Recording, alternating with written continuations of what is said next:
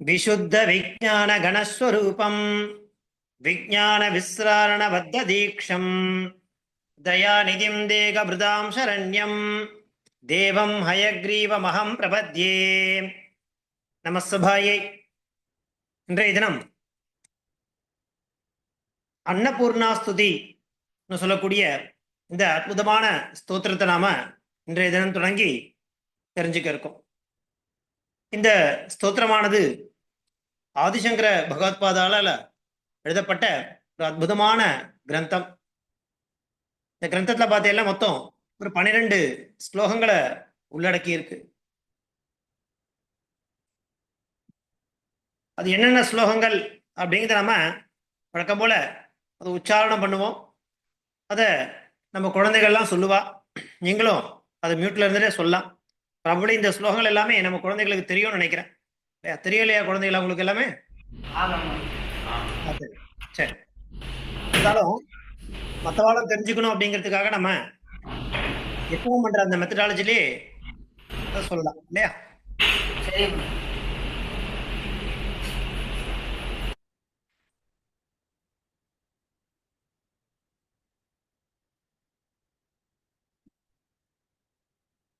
ஸ்ரீ குருப்யோ நமஹ.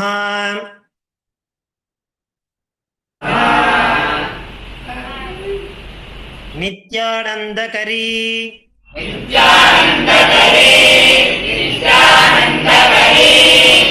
பராபயகரி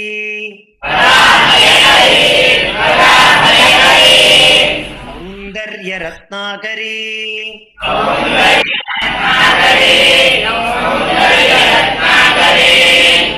निर्धूताखिल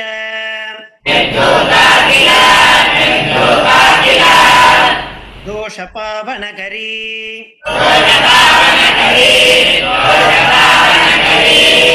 प्रत्यक्षमागेश्वरी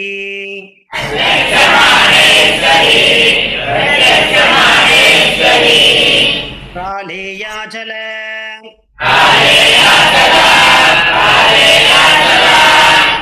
वंशपावनकरी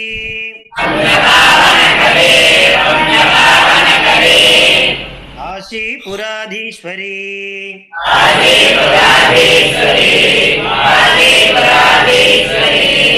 भिक्षां देहि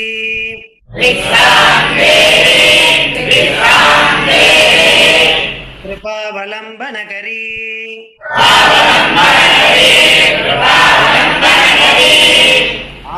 मातान्नपूर्णेश्वरी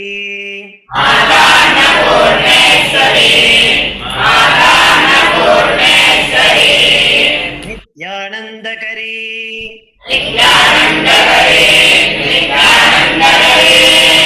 वराभयकरी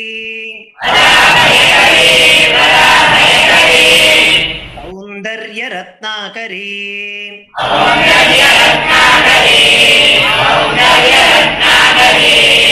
निर्धूताखिल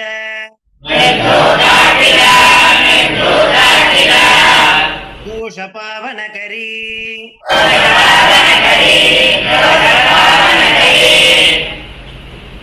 प्रत्यक्षमादेश्वरी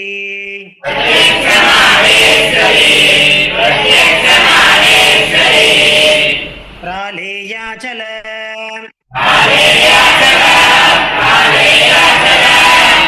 वंशपावनकरी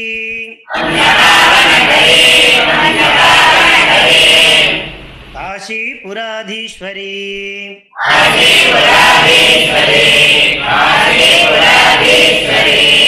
भिक्षां देहि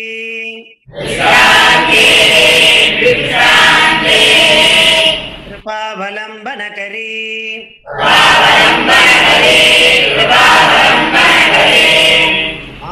मातान्नपूर्णेश्वरी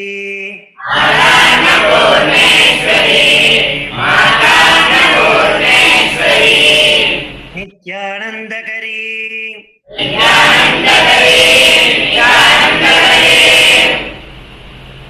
वराभयकरी सौन्दर्यरत्नाकरी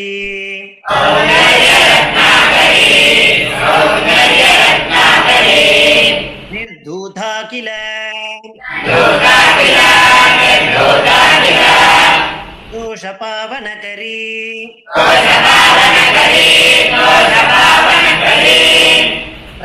மாகேஸ்வரி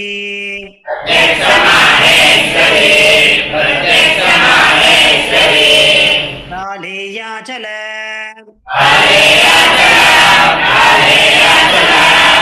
வம்சபாவனகரி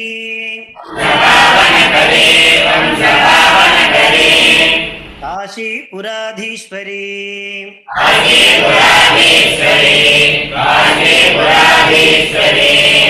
திக்ஷாம் தேஹி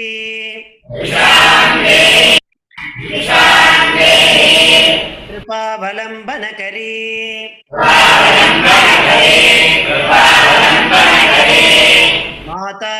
மாதான்னபூர்ணேஸ்வரி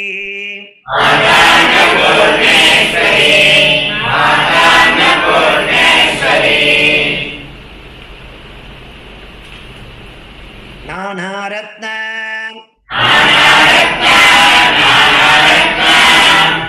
விசித்ரபூஷணகரி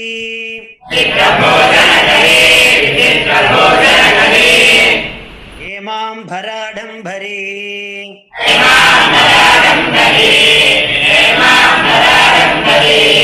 முக்தாஹார விடம்பமான விலசத்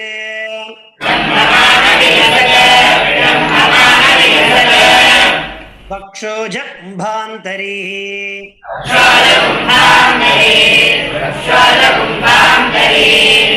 காஷ்மீரா காஷ்மீராக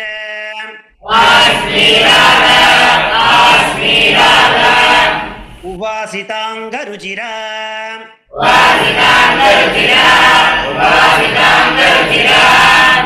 காஷீபுராதீஸ்வரி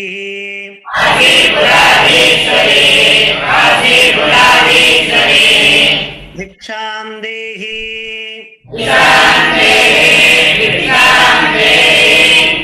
கிருபாவலம்பனகரி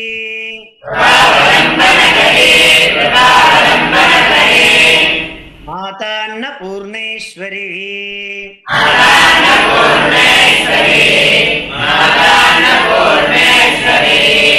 நானாரத்ன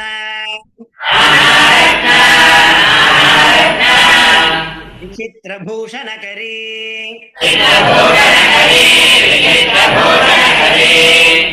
ஹேமாம்பராடம்பரி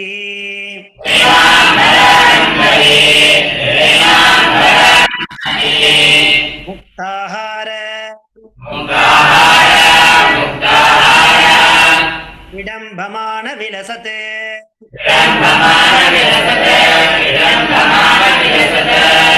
வக்ஷோஜ கும்பாந்தரி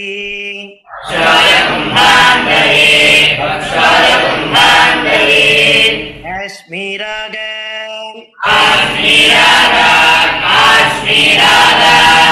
உவாசிதாங்கருச்சிரா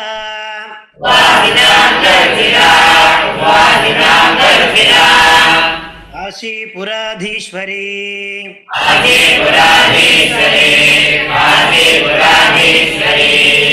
திக்ஷாம் தேஹி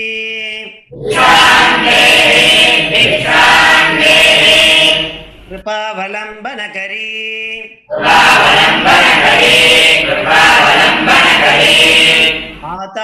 மாதான்னபூர்ணேஸ்வரி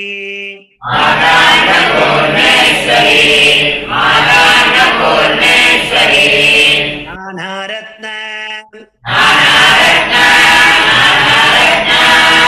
விசித்ரபூஷணகரி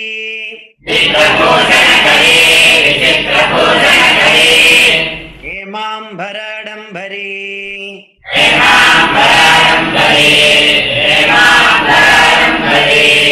முக்தாஹார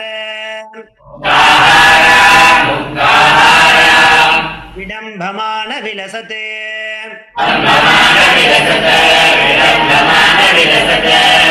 வக்ஷோஜ கும்பாந்தரி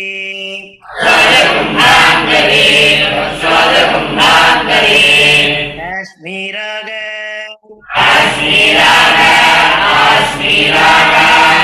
உவாசிதாங்கருச்சிரா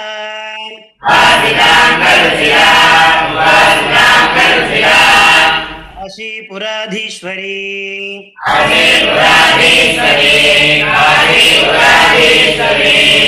திக்ஷா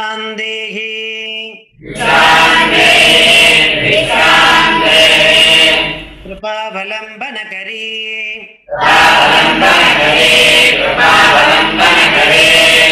ஆதான்ன பூர்ணேஸ்வரி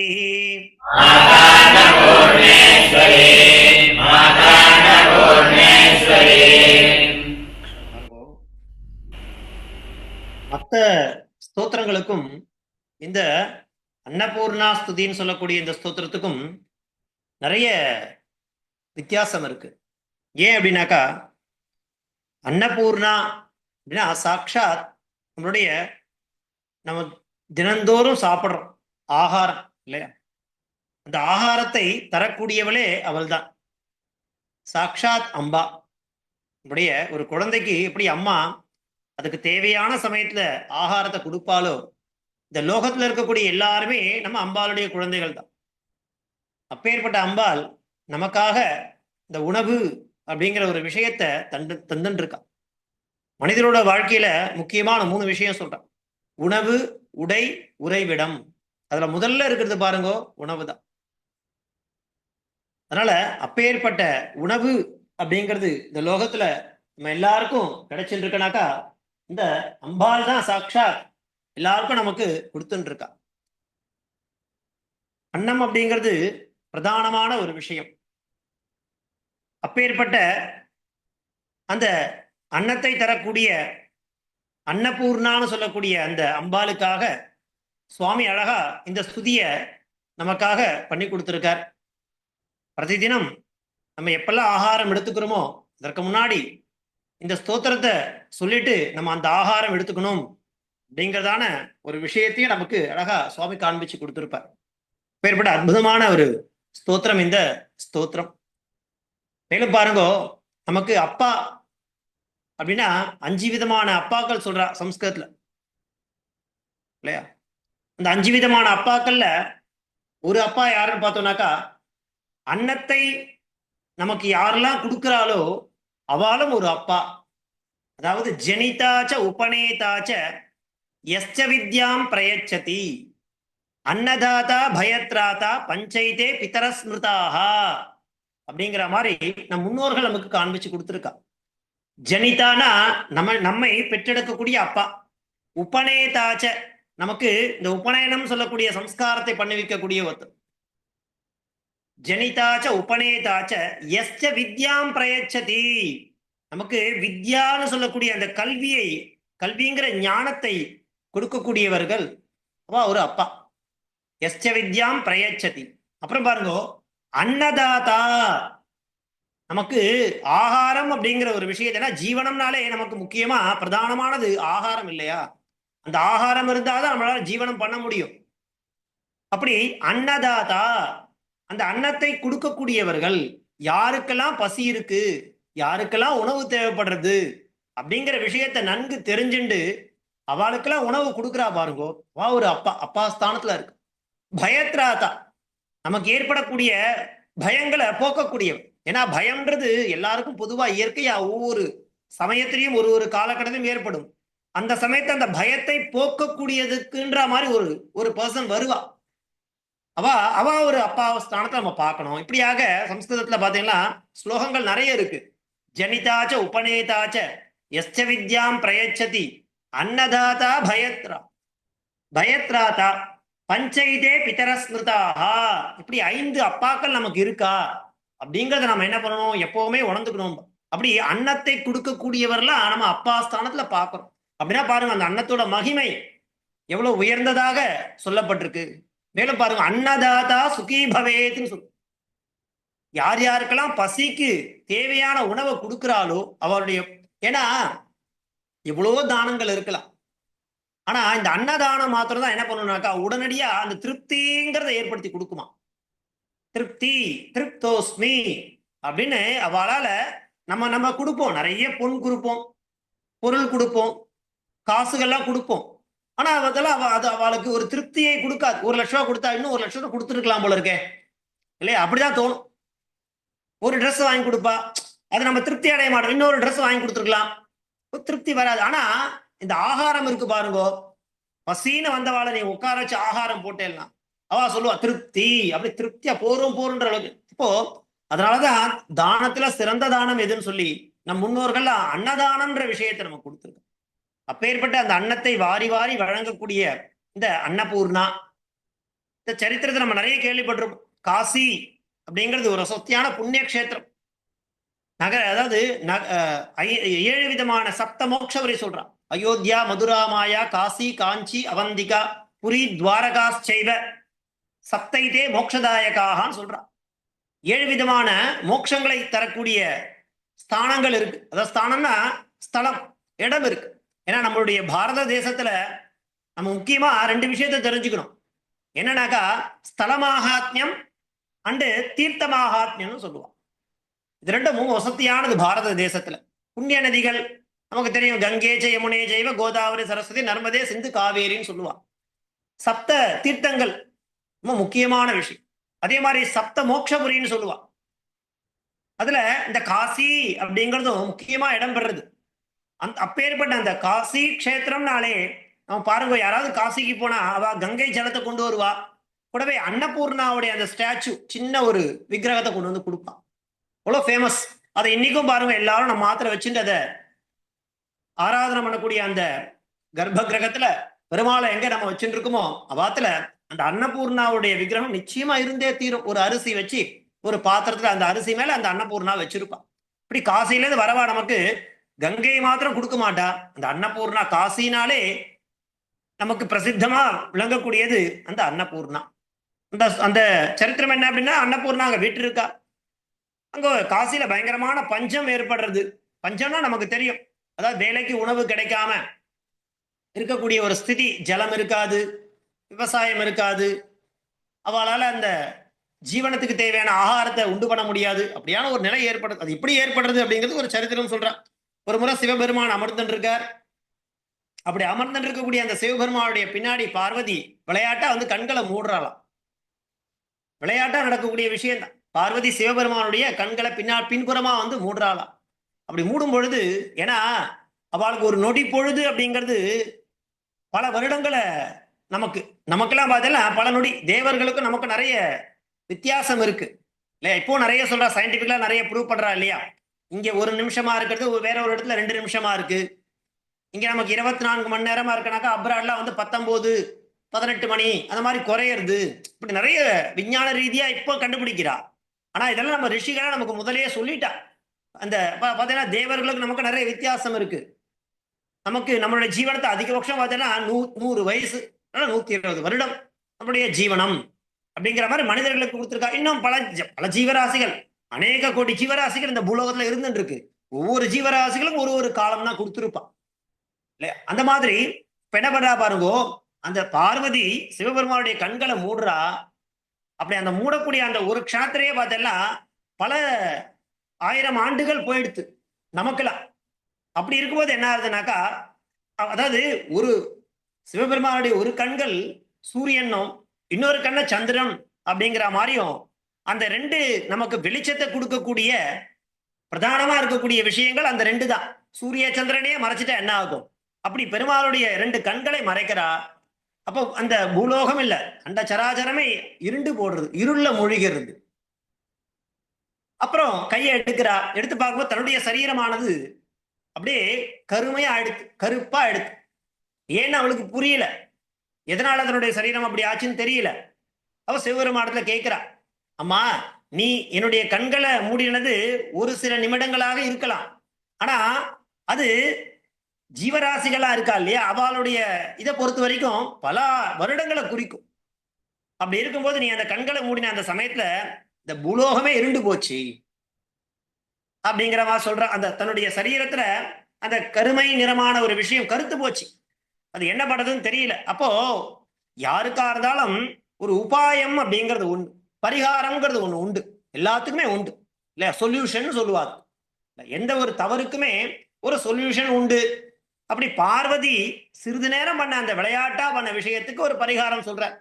இந்த மாதிரி நீ பூலோகத்துல போய் அவதரிப்ப. யாருக்கு? காத்தியாயனர் அப்படிங்கிற ஒரு மகரிஷி இருக்கார்.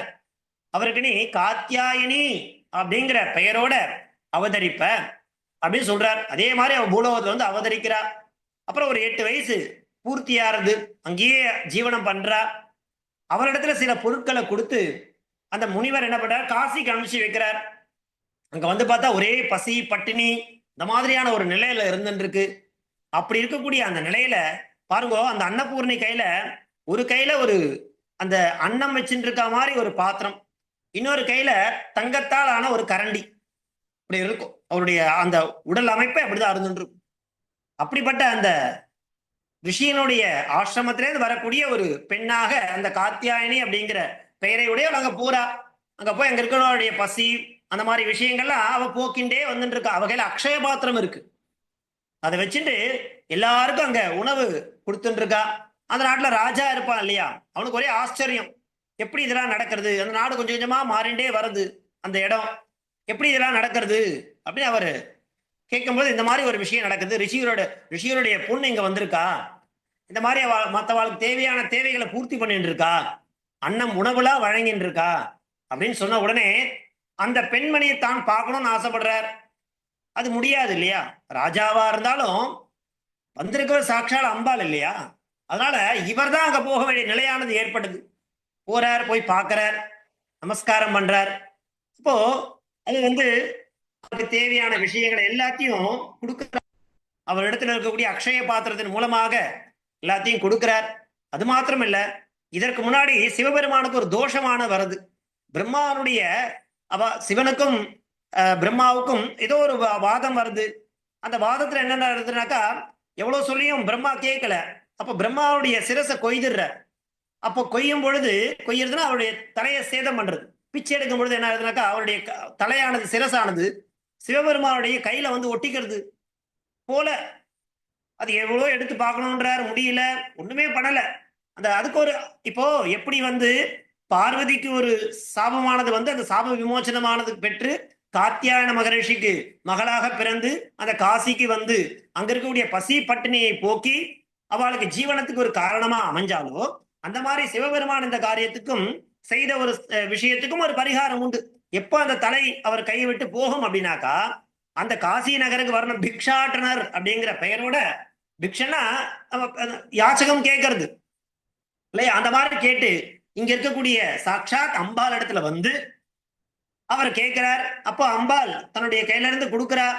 அதை வாங்கும்போது அந்த ஆட்டோமேட்டிக்கா அந்த தலையானது அவருடைய கைகள்ல இருந்து விடுபடுறது. அதனால அவருக்கு ஒரு அந்த விமோசனம் கிடைச்சது. இந்த பர்பஸ்க்காகவும் பார்வதி அந்த காசி நகரத்துக்கு வந்தா அப்படிங்கிற மாதிரியான கதைகள் நிறைய நமக்கு புராணத்திலிருந்து சொல்றா. அப்பேற்பட்ட உன்னதமான விஷயங்களை உட்கொண்ட இந்த காசி அன்னபூர்ணா அப்படிங்கிற அந்த அம்பாளை குறித்து ஆதிசங்கரர் இப்படி ஒரு அற்புதமான கிருதியை நமக்காக பண்ணி கொடுத்திருக்கார். அவருடைய கிருதிகள் எல்லாமே அற்புதம் தான் இல்லையா, நிறைய சூக்ஷ்மமான விஷயங்கள், நிறைய கூடார்த்தமும் சொல்லுவா. இப்படி ரகசியமான விஷயங்கள் எல்லாம் அதுல பதிச்சு நமக்கு ஒரு ஸ்தோத்திர ரூபமாக கொடுக்கறது அப்படிங்கிறது ரொம்ப சுலபமா. அந்த ஸ்தோத்திரத்தை நம்மளால என்ன பண்ண முடியும், உச்சாரணம் பண்ண முடியும். அதுக்கப்புறமா அதுக்கு அர்த்தத்தை தெரிஞ்சுக்கிறோம், தாத்பரியத்தை தெரிஞ்சுக்கிறோம், நல்லா புரிஞ்சுக்கிறோம் அப்படிங்கிறது வேற. ஆனா அதை ஸ்லோக ரூபமா ஸ்துதி ரூபமா அதை நம்ம உச்சாரணம் பண்ணா நமக்கு அநேக விதமான ஸ்ரேயஸ் கிடைக்கும் இல்லையா. நமக்கு பிரதானமா என்ன தேவை ஜீவனத்துக்கு, ஆகாரம். அந்த ஆகாரம் அப்படிங்கிறது குறைவில்லாம நமக்கு கிடைக்கணும் அப்படின்னாக்கா இந்த அன்னபூர்ணான்னு சொல்லக்கூடிய காசியில விட்டிருக்கக்கூடிய இந்த அன்னபூர்ணா ஸ்துதியை நாம சொல்லி வந்தா அவ்வளோ க்ஷேமங்கள் ஏற்படும் அப்படிங்கிறதுக்காக சுவாமி இந்த விஷயத்த நமக்காக கொடுத்திருக்கார். அப்பேற்பட்ட ஸ்தோத்திரத்தை நாம என்ன பண்ண போறோம், இன்றைய தினம் தொடங்கி 2 ஸ்லோகங்களா எடுத்துண்டு அந்த ஸ்லோகத்தினுடைய தாத்பரியம் என்ன, அர்த்தம் என்ன அப்படிங்கிறத நாம பார்த்துன்னு போக போறோம். இன்றைய தினம் நாம அதில் இருக்கக்கூடிய முதல் 2 ஸ்லோகங்கள், அது என்னென்ன ஸ்லோகங்கள் அப்படிங்கிறது இப்போ குழந்தைகள் நமக்கு என்ன பண்ணி காமிச்சா, நான் சொன்னதை உச்சாரணம் பண்ணி காமிச்சா இல்லையா. அந்த முதல் ஸ்லோகம் என்ன, அதனுடைய அர்த்தம் என்ன அப்படிங்கிறத இன்றைய தினம் நாம தெரிஞ்சுக்கலாம். பாருங்க, முதல் ஸ்லோகம்.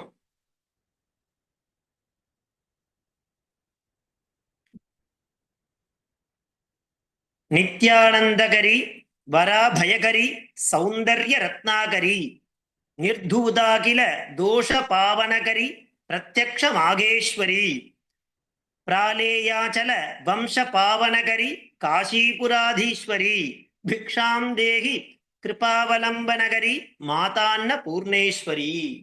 எப்படி நமக்கு 5 அப்பாக்கள் உண்டுன்னு சொன்னமோ அதே மாதிரி 5 அம்மாக்கள் உண்டு இல்லையா? அவளுடைய பத்னி, அந்த பத்னிகள் எல்லாமே நமக்கு அம்மா தான்.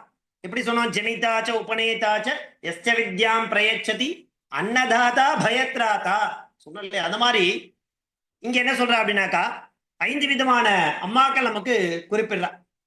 அதுல அன்னம் கொடுக்குறா இல்லையா, அவளும் நமக்கு ஒரு அம்மா தான். அதை நம்ம எப்பவுமே உணர்றோம். யாரெல்லாம் நமக்கு அன்னம் இடுறாளோ அவ நமக்கு அம்மாஸ்தானம் அப்படிங்கிற மாதிரியான ஒரு விஷயத்தை நாம உணர்ந்துண்டு அந்த அன்னத்தை நம்ம சாப்பிடணும் அப்படிங்கிறது.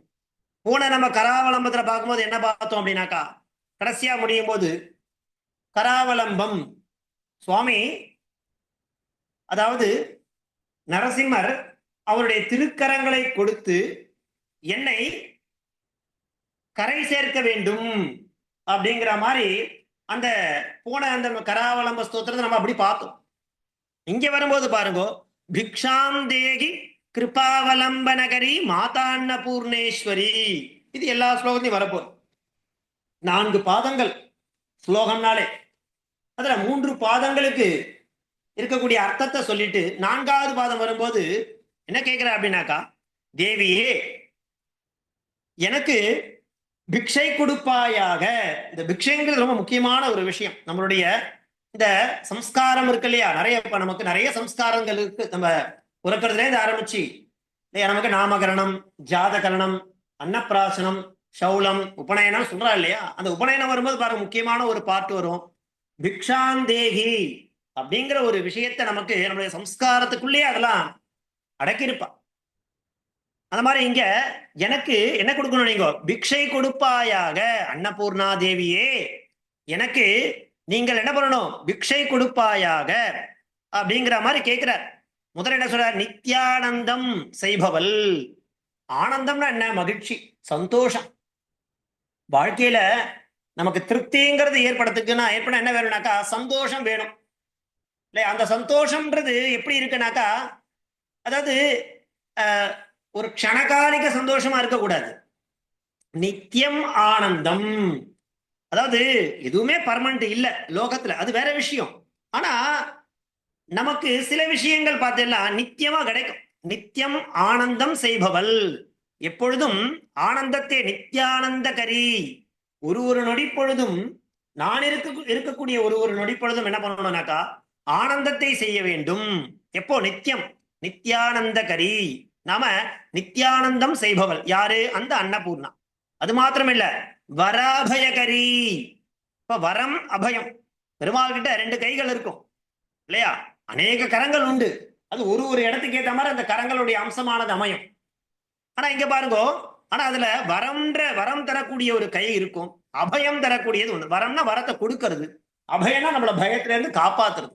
அப்படி வரம், அபயம் அப்படி கொண்ட இவற்றை கையில் கொண்டவள். எதை கையில் கொண்டவள், ஒரு கையில் வரம் தருபவளாகவும் மற்றொரு கையால் நம்மை காப்பவளாகவும் இந்த 2 கைகள் கொண்டவள் யாரு, அந்த அம்பாள். அப்பேற்பட்ட, அது மாத்திரம் இல்ல, எப்படி சொல்ற, சௌந்தர்ய ரத்னாகரி.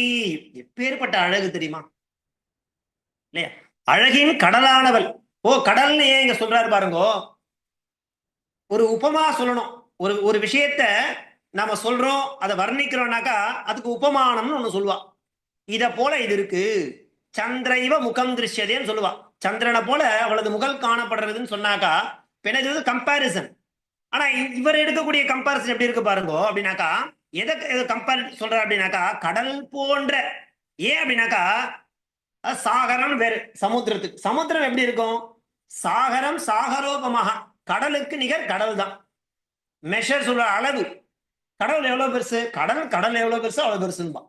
அந்த மாதிரி அழகுக்கு ஒரு அளவே கிடையாது, கடல் போல.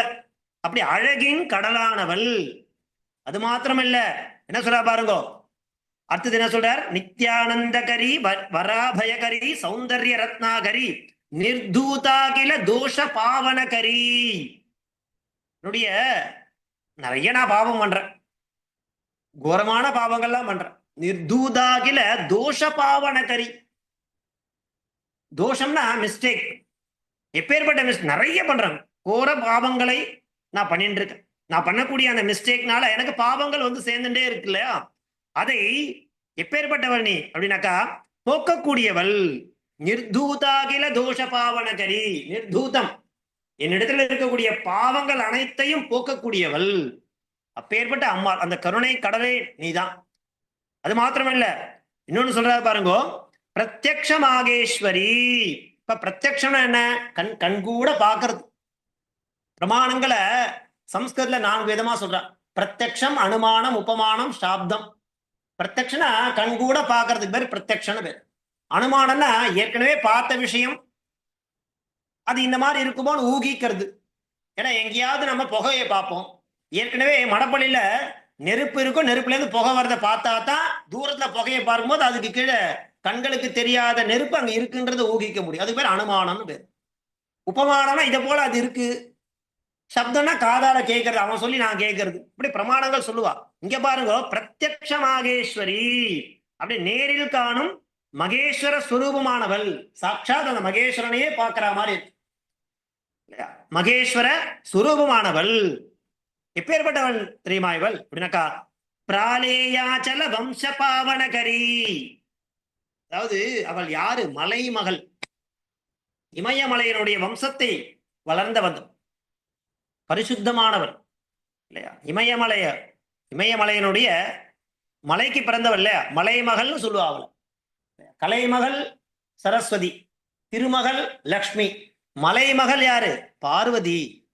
அப்படி இமயமலையின் வம்சத்தில் வளர்ந்து பரிசுத்தமாக்கியவள்.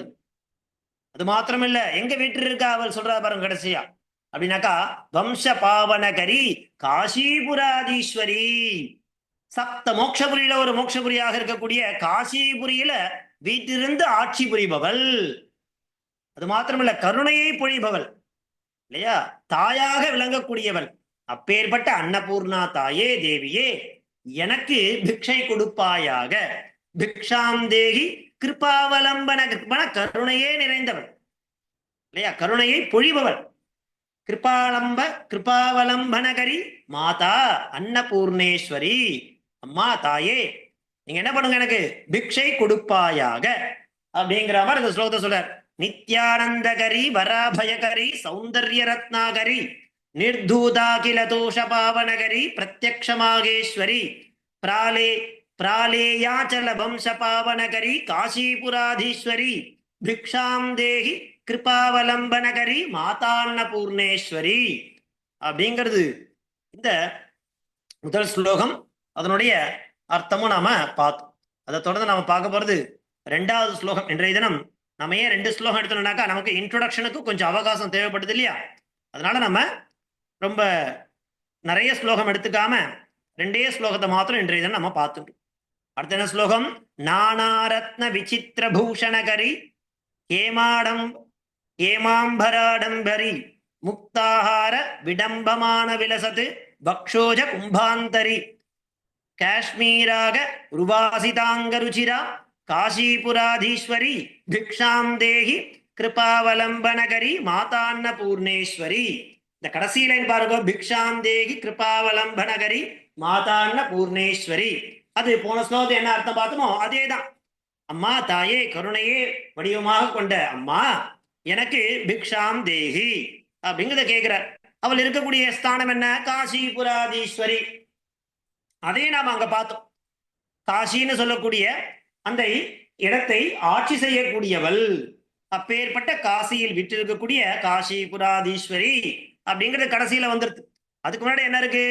நானாரத்ன விசித்திர பூஷணகரி அப்படிங்க. என்ன அர்த்தம்னாக்கா, நானா ரத்னாக்கா பலவிதமான ரத்னங்கள், நிறைய ரத்னங்கள் இருக்கு, ரத்ன கற்கள் இருக்கு, அதுல பல வகைகள் இருக்கு இல்லையா. அந்த பலவிதமான ரத்னக்கல்லால் இழைத்த விபூஷணகரி. பூஷணம்னா ஆபரணம், அணிஞ்சுக்கக்கூடிய அணிகலனுக்கு ஆபரணம் பேர். அப்படி விசித்திர பூஷணகரி, உசத்தியான ஆபரணங்களை அணிந்திருக்கக்கூடியவர், பலவிதமான ரத்ன கற்களால் இழைத்த ஆபரணத்தை அணிந்தவள். அதான் நானாரத்ன விசித்திர பூஷணகரி ஏமாம்பராடம்பரி. ஏமம்னா என்னது? ஏமம்னா ஸ்வர்ணம்னு அர்த்தம். ஏமம்னா என்னது இல்லையா, ஸ்வர்ணம், தங்கம்னு அர்த்தம். தங்கமயமான அங்கி அணிந்தவள். அது மாத்திரமல்ல, முக்தாகார விடம்பமான விலசத்து, பளபளக்கக்கூடிய முத்து மாலை, பளபளன்னு இருக்குமா, அப்பேற்பட்ட முத்து மாலையை அணிந்தவள், பளபளக்கக்கூடிய முத்து மாலையை அணிந்தவள், அழகான மார்பகங்களை உடையவள். அது மாத்திரமில்ல, அத்த என்ன சொல்றாரு பாருங்க, காஷ்மீராக ருசிதாங்க இல்லையா, உவாசிதாங்க ருச்சிரா. இந்த காஷ்மீரம் இருக்கு இல்லையா, அது வந்து சந்தனம் அப்படிங்கிற ஒரு அதுல மணக்கக்கூடிய ஒரு தேகம் கொண்டவர், சந்தனத்தால் மணக்கக்கூடிய ஒரு சரீரத்தை, தேகத்தை. இப்போ அவருடைய அந்த சரீரம் எப்படி இருக்கு, அவர் எந்த மாதிரியான ஆபரணம் அணிஞ்சுட்டு இருக்கா அப்படிங்கிற விஷயத்த நம் கண் முன்னாடி கொண்டு வந்து நிறுத்துறார் சுவாமி இல்லையா. பலவிதமான ரத்னங்களால் இழைத்த ஆபரணங்களை அணிந்தவள், தங்கமயமான அங்கியை அணிந்தவள் இல்லையா, பளபளக்கும் முத்து மாலையை அணிந்தவள், அழகிய மார்பகங்களை உடையவள், அதே மாதிரி சந்தனம் மணக்கும் தேகம் கொண்டவள். அப்பேற்பட்ட அந்த காசிபுரத்தின் ஆட்சி தலைவி அவள் இல்லையா. அந்த அந்த அந்த க்ஷேத்திரத்துக்கே அவதான் ராணி, தலைவி இல்லையா. அப்பேற்பட்ட கருணை நிறைந்த அம்மா, தாயே, அழகிய அன்னபூர்ணேஸ்வரி, எனக்கு பிக்ஷை கொடுக்கட்டுமே அப்படிங்கிற மாதிரி கேட்கிறார். நானாரத்ன விசித்திர பூஷணகரி ஹேமாம்பர ஆடம்பரி முக்தாகார விடம்பமான விலசது பக்ஷோஜ கும்பாந்தரி காஷ்மீராக ருவாசிதாங்க ருச்சிரா காசிபுராதீஸ்வரி பிக்ஷாந்தேகி கிருபாவலம்பனகரி மாதான்ன பூர்ணேஸ்வரி. ஏன் அந்த மாதான்ற பிரயோகம்னாக்கா, நமக்கு உணவு அளிக்கக்கூடிய அனைவருமே என்னென்ன ஸ்தானத்துக்குனாக்கா, அவ அதாவது ஆண் அப்படின்னா இருந்தா அவ அப்பான்ற ஸ்தானம், பெண்ணா இருந்தா அம்மான்ற ஸ்தானம். அப்பேற்பட்ட நிலையில தான் அவளை நாம பார்க்கணும் அப்படிங்கிற விஷயத்தையும் நமக்கு அழகா சுவாமி இங்க காண்பிச்சு கொடுக்கிறார். இப்படியாக இந்த அன்னபூர்ணா ஸ்துதின்னு சொல்லக்கூடிய இந்த ஸ்தோத்திரத்துல மொத்தம் 12 ஸ்லோகங்கள் இருக்கு. அதுல இருந்து இன்றைய தினம் நாம முதல் 2 ஸ்லோகங்கள் அது எப்படி உச்சாரணம் பண்றது, அதனுடைய அர்த்தம் என்ன அப்படிங்கிறத நம்ம பார்த்து முடிச்சிருக்கோம். நாளைய தினம் அடுத்து வரக்கூடிய ஸ்லோகங்களை என்னென்ன அப்படிங்கிறத நம்ம பார்க்கலாம். தாசன், தன்யவாதா.